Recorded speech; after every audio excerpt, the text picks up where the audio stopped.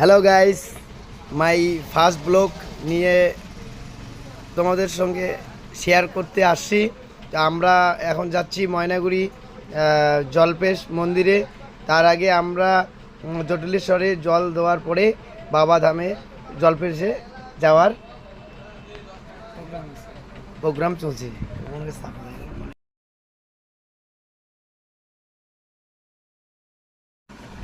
Hello guys, finally আমরা জটিলেশ্বর মন্দিরে চলে আসলাম। হ্যালো গাইস, ফাইনালি আমরা টিকিট কেটে ভিতরে প্রবেশ করার জন্য যাব। চলো। হ্যালো বন্ধুরা, তো ফাইনালি আমরা ভিতরে চলে আসলাম। এখন আমরা সুতা বাঁধবো বট গাছে, এই দেখতে পাচ্ছ। তো চলো যা।